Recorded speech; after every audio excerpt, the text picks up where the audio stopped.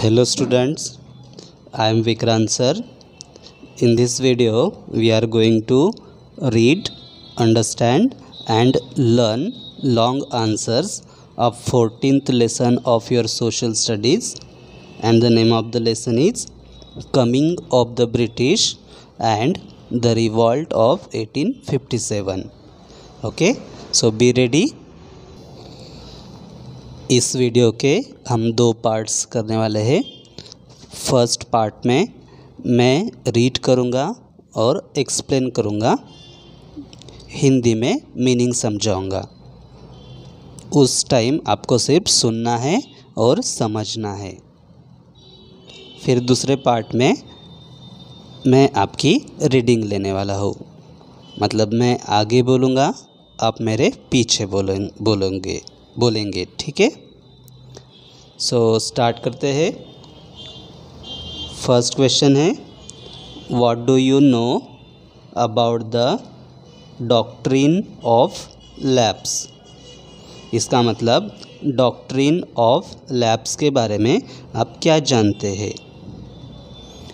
How did it help the British to expand their power. मतलब doctrine of lapse ने ब्रिटिशों को उनका पावर बढ़ाने में किस तरह से सहायता की। So this question is about doctrine of lapse. Okay, so we are reading the answer. First point, according to a policy the British declared that if a king died without a child, the kingdom would be taken over by the British.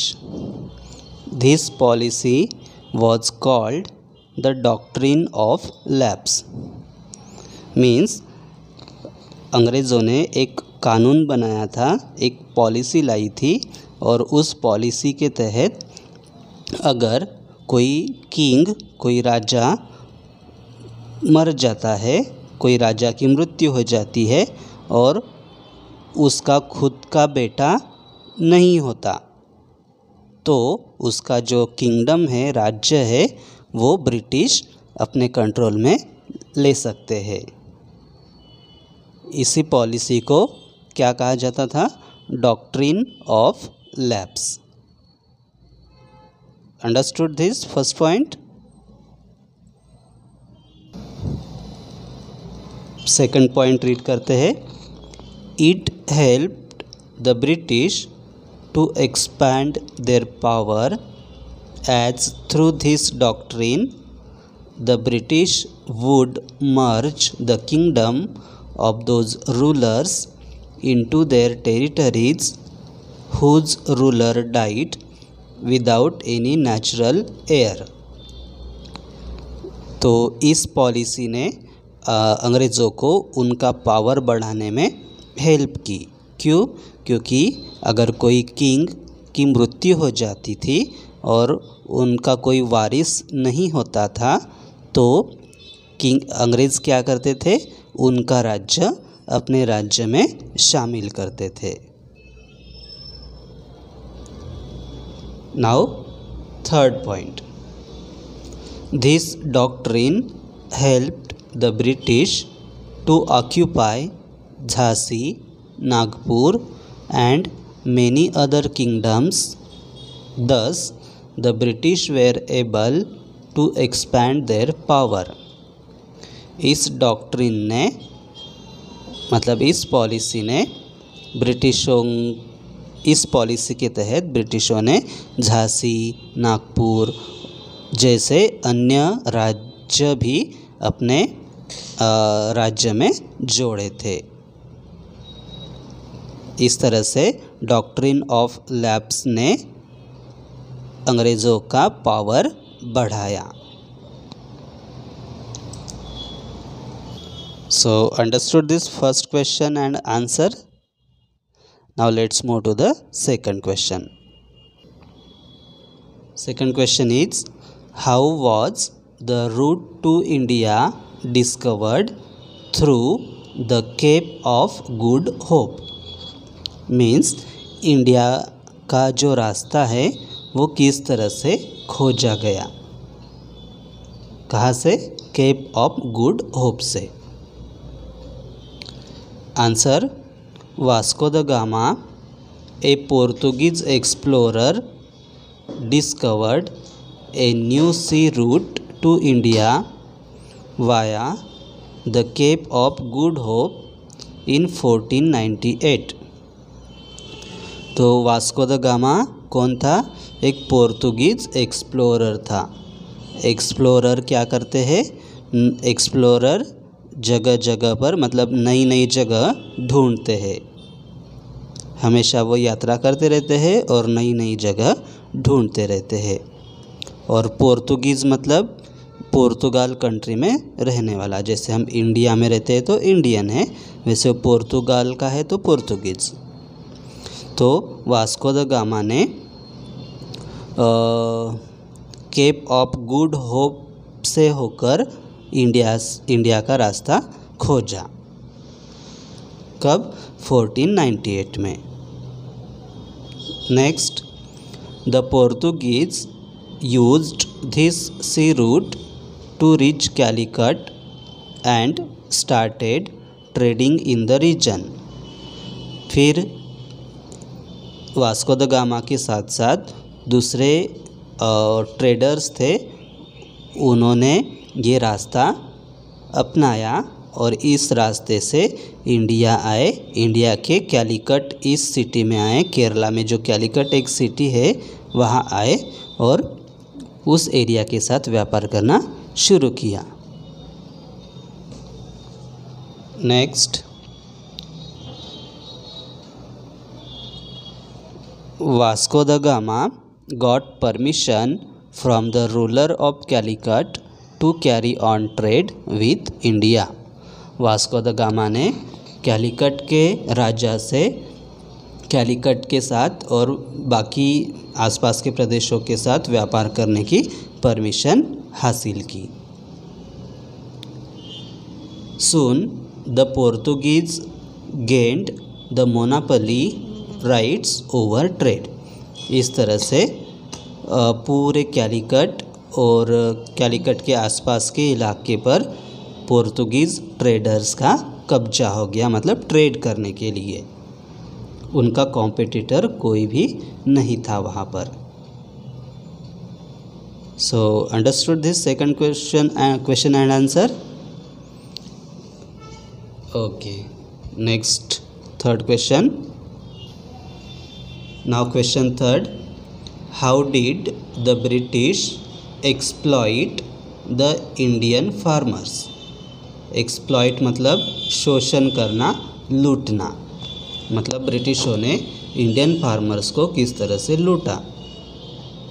Answer, the Britishers exploited the Indian farmers by forcing them to pay heavy taxes throughout the year irrespective of the yield they produced.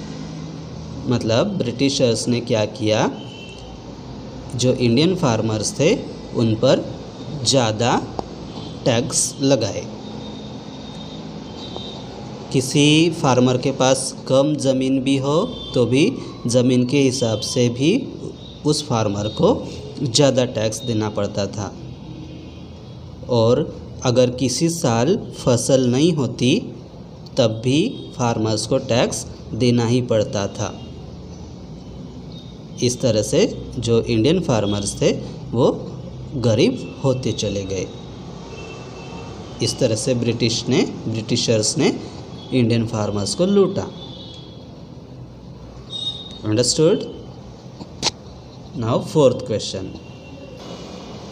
Now question 4, right A short note on the battle of Plassey.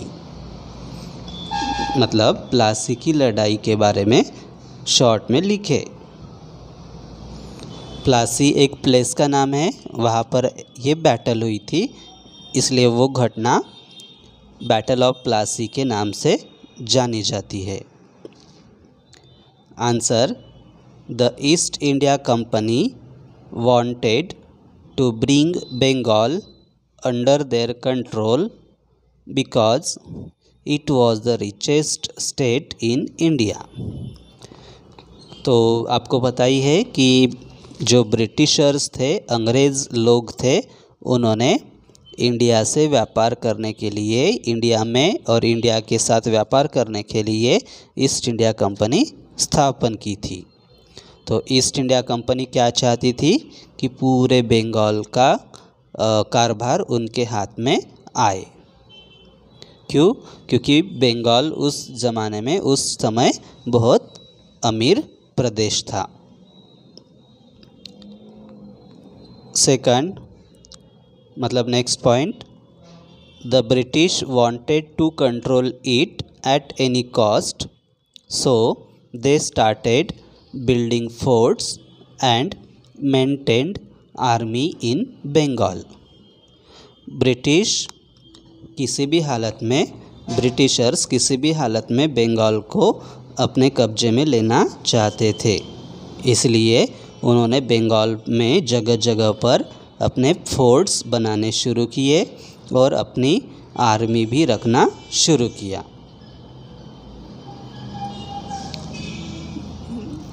Next, but the nawab of Bengal Siraj ud Daula ordered the British not to build forts and remove their army। लेकिन बंगाल के नवाब ने ब्रिटिशों को order दिया कि आप अपने forts बनाना बंद करें और अपनी आर्मी भी बंगाल से निकालें। नवाब ऑफ बंगाल कौन थे उस time? Siraj ud Daula. Next, but the British refused, लेकिन ब्रिटिशों ने मना किया, and declared a war which is known as the battle of Plassey. और ब्रिटिशों ने मना किया कि हम हमारे जो फोर्ट है वो हटाएंगे नहीं, हमारी आर्मी भी हम बंगाल से नहीं हटाएंगे। तो फिर सिराजुद्दौला ने क्या किया? उन पर अटैक किया। तो इस बात पर चिढ़कर उन्होंने भी सिराजुद्दौला पर अटैक किया, फिर मतलब उन्होंने भी किया और उनकी लड़ाई हुई। सिराजुद्दौला और ईस्ट इंडिया कंपनी के बीच में एक लड़ाई हुई, उस लड़ाई को बैटल ऑफ प्लासी के नाम से जाना जाता है। This British conquest in Bengal was their first step towards conquering India। इस वॉर में, मतलब वॉर नहीं, इस बैटल में ईस्ट इंडिया कंपनी की जीत हुई, मतलब और पूरा बंगाल उनके कंट्रोल में आया। तो ये पूरे इंडिया पर कब्जा करने में अंग्रेज़ों की पहली जीत थी। बंगाल के बाद छोटे छोटे राज्यों को अपने कंट्रोल में लाना ब्रिटिशों ने शुरू किया। So understood fourth question. Now fifth question. Question 5, what was the main cause for the first war of independence. मतलब जो 1857 का रिवॉल्ट हुआ था उसे फर्स्ट वॉर ऑफ इंडिपेंडेंस कहा जाता है। वो इंडियन लोगों की इंडिपेंडेंस के लिए पहली लड़ाई थी। तो उसका रीज़न हमें बताना है। तो आंसर है, the main cause of the first war of independence was the introduction of the Enfield rifle. तो क्या रीज़न था? Introduction of the Enfield rifle, मतलब ब्रिटिश गवर्नमेंट ने अपने सोल्जर्स के लिए न्यू राइफ़ल लाई थी। कौन सी राइफ़ल लाई थी? Enfield rifle. तो ये शॉर्ट आंसर हो गया। अभी डिटेल्स में उस राइफल की वजह से क्यों इतना हंगामा हुआ था, वो शॉर्ट मतलब लॉन्ग में डिटेल्स में आगे पढ़ेंगे। ए rumor was spread that the cartridges of the rifles were greased with the fat of cows and pigs। एक अफवाह फैली थी कि ये जो कार्ट्रिजेस है उस एनफील्ड राइफल के कार्ट्रिजेस मतलब अंदर की बुलेट्स, वो उनकी बारूद पर काऊ और पिग्स की चर्बी लगी हुई थी, ऐसी अफवाह फैली। The covering of this cartridges had to be bitten off before loading into the gun. और वो बुलेट्स, वो कार्ट्रिजेस गन में लोड करने से पहले उसको मुंह में डालकर उसको थोड़ा ओपन करना पड़ता था, काटना पड़ता था उनको एक साइड से।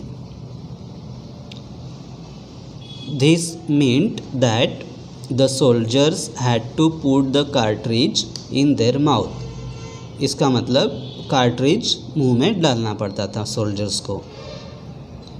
तो याद रख मतलब समझ चुके होंगे कि अगर वो कार्ट्रिज मुंह में डालेंगे तो जो पिग्स और काउस की चर्बी है वो भी उनके मुंह में जाती थी।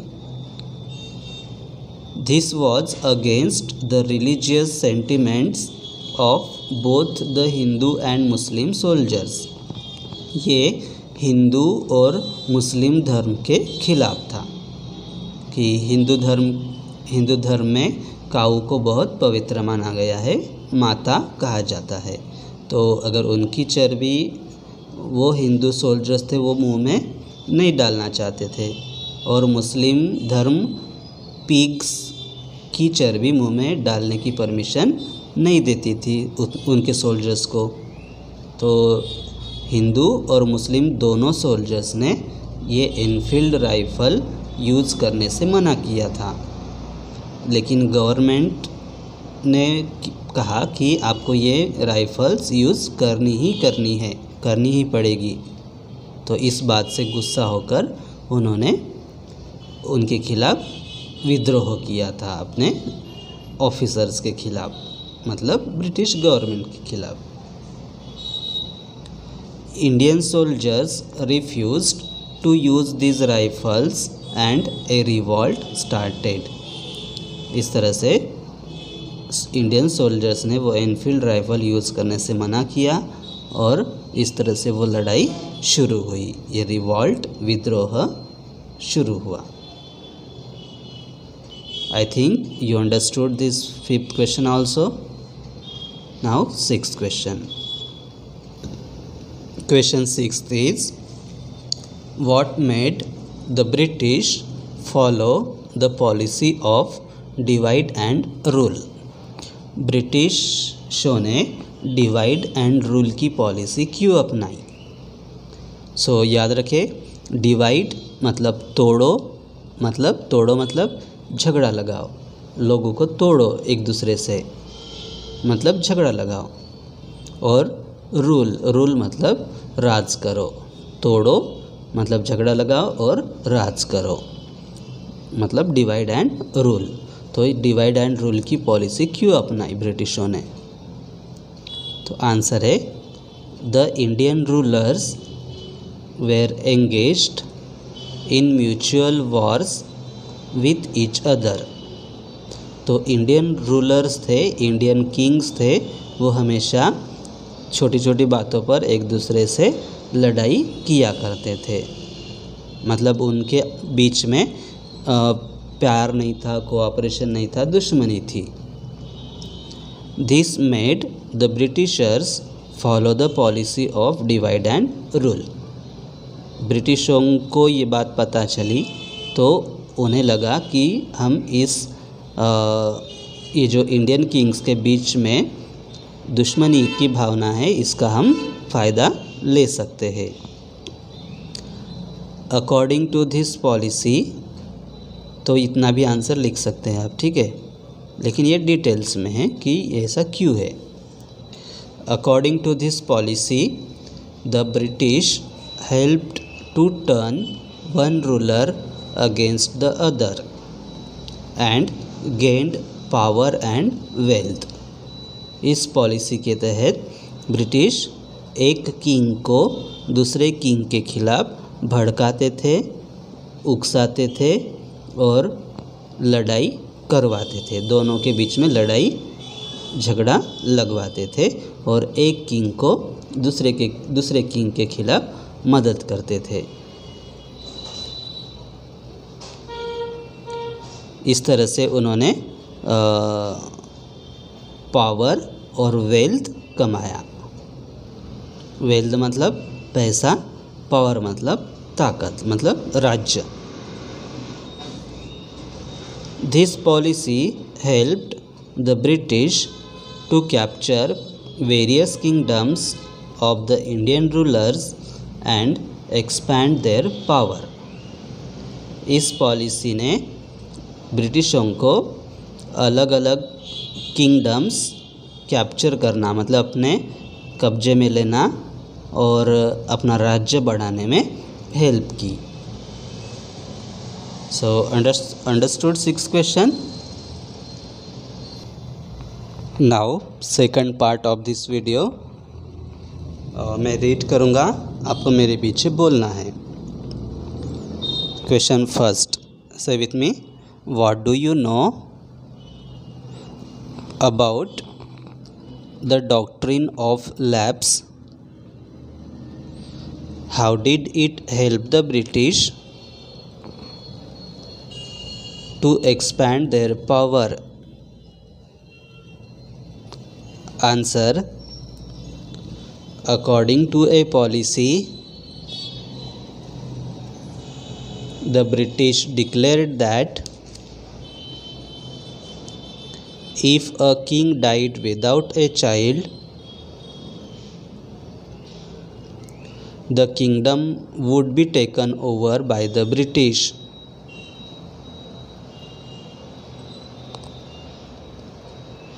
This policy was called the doctrine of lapse.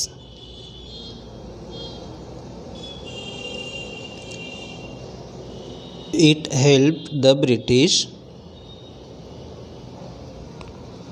to expand their power as through this doctrine the British would merge the kingdom of those rulers into their territories whose ruler died without any natural heir. याद रखिए ये hair नहीं है, heir है। Third, this doctrine helped the British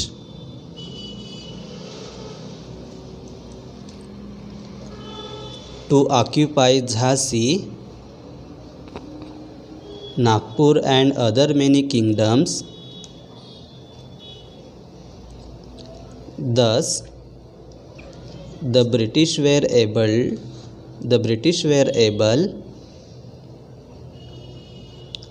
to expand their power. Now, question second. Say, how was the route to India discovered? Through the Cape of Good Hope. Answer: Vasco da Gama, a Portuguese explorer, discovered a new sea route to India via the Cape of Good Hope in 1498. The Portuguese used this sea route to reach Calicut and started trading in the region.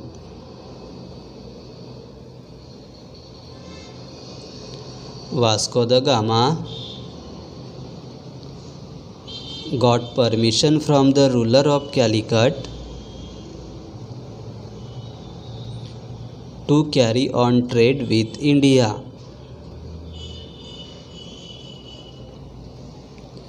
Soon, the Portuguese gained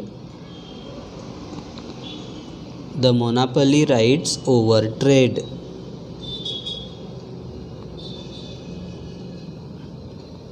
Now question third. Say, how did the British exploit the Indian farmers? Answer: the Britishers exploited the Indian farmers by forcing them to pay heavy taxes throughout the year.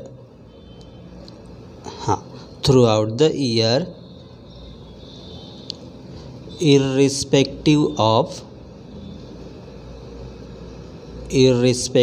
of the yield they produced. Now question 4. Say, write a short note on the Battle of Plassey.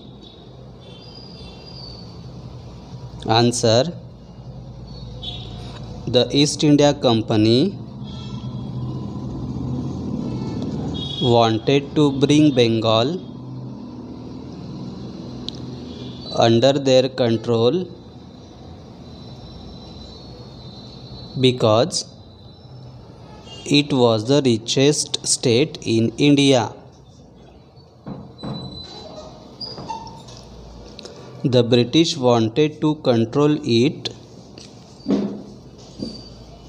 at any cost,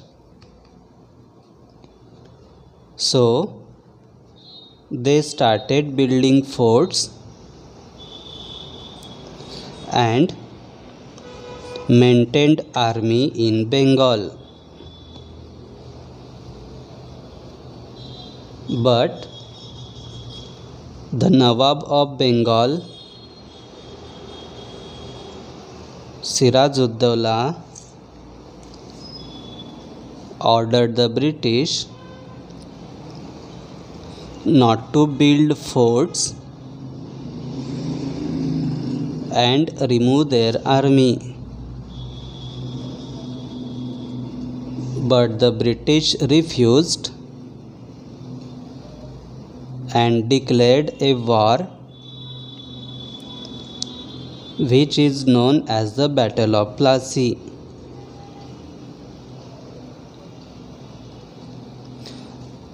This British conquest in Bengal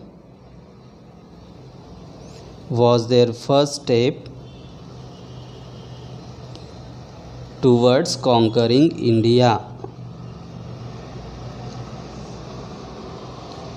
Now question 5. Say, what was the main cause for the First War of Independence? Answer: the main cause of the First War of Independence was the introduction of the Enfield rifle. A rumor was spread that the cartridges of the rifles were greased with the fat of cows and pigs. The covering of these cartridges had to be beaten off before loading into the gun. This meant that the soldiers had to put the cartridge in their mouth. This was against the religious sentiments of both the Hindu and Muslim soldiers.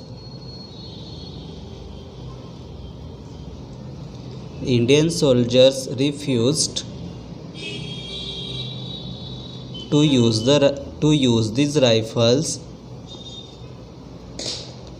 and a revolt started.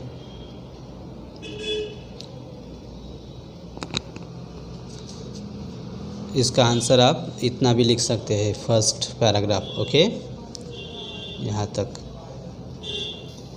Question 6, what made the British follow the policy of divide and rule? Answer: the Indian rulers were engaged in mutual wars with each other. This made the Britishers follow the policy of divide and rule. इतना ही answer लिखना है आपको question 6 का, लेकिन हम reading लेंगे इसकी, ठीक है। According to this policy, the British helped to turn one ruler against the other and gained power and wealth. This policy helped the British to capture various kingdoms of the Indian rulers and expand their power. Okay, तो इस video में हमने question answer समझे, read किए, समझे और मतलब read किए। तो आपको ये वीडियो के बाद ये वीडियो बार बार देखना है और लर्न करने हैं क्वेश्चन आंसर्स, ठीक है। बाय।